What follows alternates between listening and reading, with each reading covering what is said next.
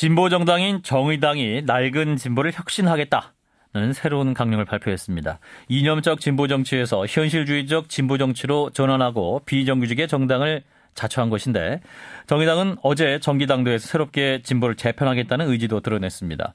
4.29 재보선을 앞두고 야권 연대가 최대 쟁점인 상황에서 나온 진보 재편론, 그 의미에 더욱 관심을 갖게 됩니다. 자세한 얘기 직접 듣겠습니다. 정의당 심상정 원내대표 연결합니다. 심상정 원내대표님 안녕하십니까? 네. 안녕하세요. 예. 자, 어제 당대회에서 심상정 원내대표님과 천하선 대표 두 분이 노란색 티셔츠와 털모자를 쓰시고 힙합을 부르셨네요.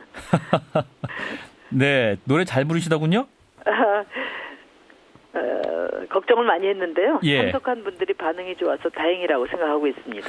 예, 어제 이제 노래만 부르셨던 게 아니고 그 당대회에서 이념을 중시했던 과거 강령에서 현실주의에 입각한 새로운 강령으로 전환하는 것을 만장일치로 채택을 한 것인데 사실 지난 2012년에도 그 창당하실 때 이념보다는 현실에 발을 딛겠다 이런 걸 표명하지 않았습니까?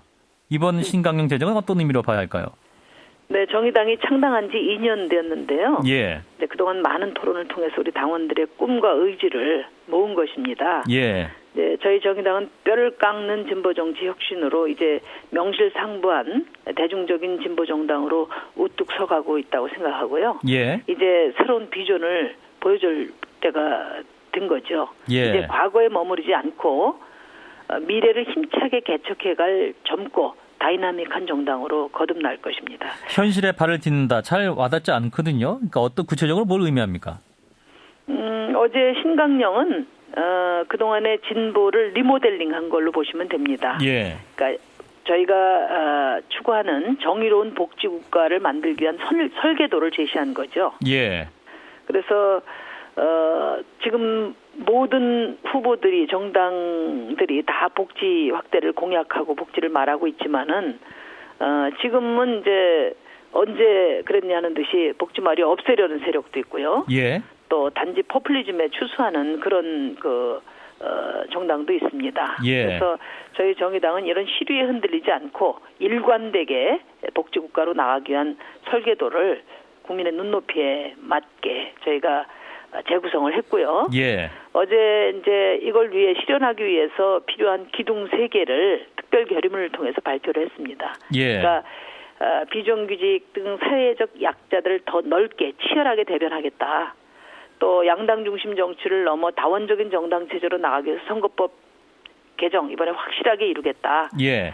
또 진보 재편을 통해서 더 크고 강한 대중정당으로 만들어 나가겠다 이렇게 약속을 드렸습니다. 예. 아무래도 이제 4.29 재보선을 앞두고 이제 관심을 갖게 되는 것이 말씀하신 진보 재편 문제인데요. 네. 이제 어제 당대회 보니까 이제 노동당 그리고 창당 작업에 나선 국민 모임 등 이제 진보 진영 인사들이 많이 참석을 했었는데 그럼 네. 이들과의 통합과 연대 진보 재편의 핵심이라 볼 수 있을까요? 네, 어제 오신 분들과 함께하는 것이 진보 재편의 1차 과제입니다. 예. 정의당은 일단 흩어진 15%의 진보 지지자들을 재결집하는 것을 우선적인 1차 과제로 생각하고요. 예. 이를 토대로 더 넓고 강한 진보로 나가고 그걸 토대로 제1야당 교체로 저희가 힘차게 밀고 갈 것입니다. 예. 이제 진보 재편을 하기 위해서 무엇보다 제1야당의 새정치민주연합과의 대등한 세력 확장이랄까요? 이것이 중요한 관건일 것 같은데요. 네. 지금 상황 정의당과 진보 진영의 세력 확대하는 데 유리한 국면이라고 판단하십니까? 저희는 당장 그 세 확대만을 목표로 하는 수혈이나 통합은 하지 않을 것입니다. 예. 세 확장만을 위한 통합은 뭐 지금 여러 정당에서 보여주고 있지만 언젠가는 실패하게 돼 있고요. 예. 저희는 그런 점에서 국가 비전에 대한 동의, 그다음에 실천 의지가 확인되는 것이 중요하다. 어제 저희가 강령을 통해서 정의로운 복지국가로 나가기 위한 설계도를 발표를 했지 않습니까? 예. 이런 점들이 이제 정확하게 확인이 돼야 될 거고요. 유능하고 선명한 비전을 제시하고 실현 가능한 프로그램을 갖춘 그런 유능하고 역동적인 정당을 만들어서 우선 국민들의 삶을 책임질 수 있는 능력을 갖추는 데 저희가 주력을 할 예정입니다. 네, 복지 얘기에서 이제 생애 주기별 복지를 내놓으셨잖아요. 네. 그럼 이게 요즘 이제 생애 주기별 보편적 복지를 하신다는 얘기인데 요즘 이제 재원이 없다 이렇게 해서 하던 것도 줄이는 상황인데 가능할까요? 그러니까 저희는 진정으로 복지국가로 나가려면 예. 복지 증세에 대한 국민적 합의 과정을 성실하게 그리고 적극적으로 만들어 나가야 된다고 봅니다. 예, 근데 예. 그 새누리당이나 새정치민주연합 대표들이 국회에서 연설하실 때 다 그 사회적 합의를 위한 위원회 만들겠다고 작년부터 말씀하셨는데 예. 실제로 실행을 안 하고 계세요. 예, 예. 빨리 이제 절대 다수 국민이 우리나라도 복지국가로 가야 된다고 공감하고 계시기 때문에 그러면은 어떤 복지를 어떻게 재원을 마련해서 우리가 일고 갈 것인지에 대한 논의를 빨리 시작해야 됩니다. 예, 알겠습니다. 현실주의적 진보 정치를 말씀하고 계세요. 자, 현안 얘기를 더 해보죠. 네. 자, 진보 재편의 신호탄이 날 수 있는 4.29 재보선. 현재 이제 일여 다야구도로 진행되는 양상입니다. 따라서 네. 야당표가 쪼개질 수밖에 없는 여당 쪽에 유리한 구도가 되고 있는데 야당 후보들 간의 연대 필요하지 않을까요? 모든 정당은 자신의 정당 후보들을 내세워서 국민들의 선택을 받을 권리가 있거든요. 예. 지금 양당 체제는 매번 제3세력에게 양보를 강요해 왔습니다. 예. 새정치민주연합이 절반 가까운 사표를 발생시키는 선거제도에 의지해서 제1야당을 유지하고 있습니다마는 제1야당으로서 국민들에게 희망을 주지 못하고 있어요. 예. 그래서 이제는 더 이상 차악의 선택을 위해서 최선의 미래를 만드는 일을 양보해서는 안 된다고 저희는 생각하고 있습니다. 예. 그렇다면 새정치민주연합과 연대 고려하지 않는 것이다. 새정치민주연합에서 야권연대는 하지 않겠다고 먼저 이야기를 하시지 않았습니까? 예. 이기기만을 위한 선거공학적인 연대는 안 된다고 저희도 보고 있고요. 이번 재보궐선거는 야권 혁신을 위한 선거라고 봅니다. 예. 혁신 경쟁에 나설 것입니다. 예. 자, 그렇다면 언제까지 이 새정치에 양보할 수는 없다. 뭐 이런 말씀이시고 그렇다면 뭐 중앙당 차원에서는 연대는 검토하고 않지만 정책 연대를 한다거나 뭐 특정 지역구를 지정하는 후보 단일화, 지역 후보들 간의 야권 연대 가능성을 열어놓고 있다. 이런 보도도 있는데요. 그렇다면 이 같은 방향으로 연대가 제안이 온다면 받아들일 수 있을까요?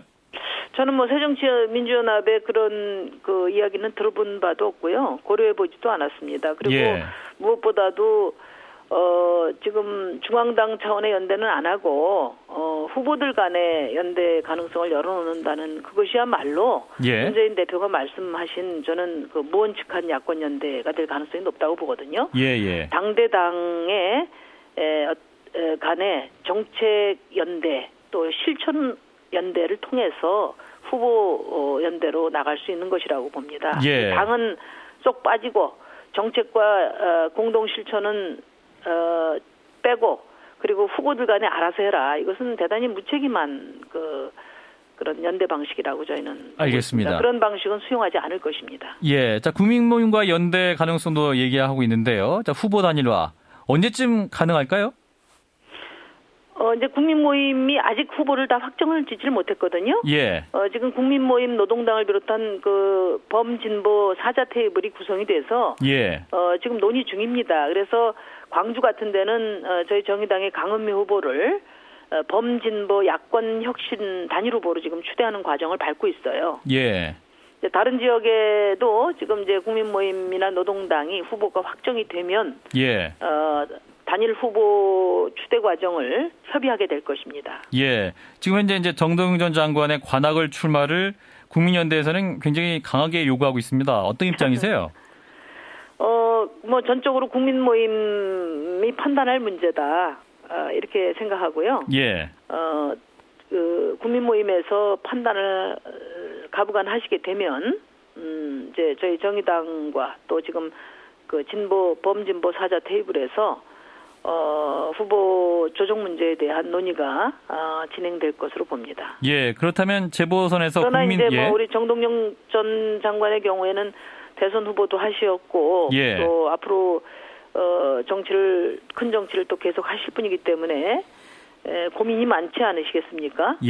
어쨌든 뭐 국민모임 결정을 지켜보고 있습니다. 그러면 재보선에서 국민모임과의 후보 단일화 반드시 이루어져야 하는 건가요? 어떻습니까?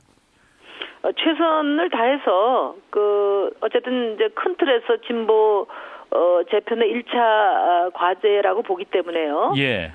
진보 재편을 위해서도 이번 재보선에서 범진보 차원의 후보 단일화는 필요하다고 보고요. 예. 무리하게 하지는 않을 겁니다. 그러나 최선을 다할 생각입니다. 알겠습니다. 자, 심상정 정의당 원내대표 만나고 있는데요. 현재 이제 경남에서 시작된 무상급식 논란 이제 중단이 돼서 이제 뜨겁습니다. 자, 홍준표 경남지사의 무상급식 중단 선언 어떻게 보십니까? 아이들 밥그릇을 정략적으로 악용하는 나쁜 정치의 전형을 보여주고 있다고 생각합니다. 예. 이 무상급식을 어떤 개인이 도입한 게 아니지 않습니까? 예. 정당이 정책 경쟁을 통해서 선거 과정에서 국민들이 그 정책을 선택한 겁니다. 예. 그렇다면 민주주의자라면 그런 국민의 선택을 존중하는 것이 공직자의 도리라고 생각하고요. 도지사 개인의 권한으로 그런 국민의 선택을 부정한다면은 저는 홍준표 도지사가 과연 민주주의자인가에 대해서 의심받을 수밖에 없다 이렇게 생각합니다. 홍준표 지사 말은 재정 상태가 부족하다는 거 아닌가요? 재정을 왜 도지사 사비 털어서 하자고 한 적 없잖아요. 예. 공론화해서 국민들과 합의를 해나가는 과정이 필요하죠. 예, 그런 합의 과정이 없었다라는 지적이시고 현재 이제 무상급식 논란 가운데 홍 지사가 그 비행기의 비즈니스석을 이용했다. 그리고 네. 미국 출장 중에 골프를 쳤다. 또 이런 보도가 나오고 있는데요. 이런 행보는 어떻게 봐야 될까요? 글쎄 재정 절감을 이유로 무상급식도 없애고 또 서민의 그 의료 공공성을 보장해줬던 진주 의료원도 폐쇄시킨 분이잖아요. 예. 근데 국민의 세금으로 해외 출장 가셔서 이런 호합한 골프를 쳤다면은 그거는 경남 도민의 가슴이 무너지는 일이죠. 예. 우선 저는 감사원이 이 사실관계를 확인하고 또 공무원 복무 규정에 저촉된 사항이 뭔지 철저히 조사해야 된다고 생각합니다. 예. 사실 확인이 먼저고 이외에도 감사원 감사까지 가야 될 것이다. 우선 홍준표 지사가 그 재정 절감을 이유로 해서 예. 지금 민생과 복지를 후퇴시키려고 애를 쓰고 계신 분이기 때문에 예.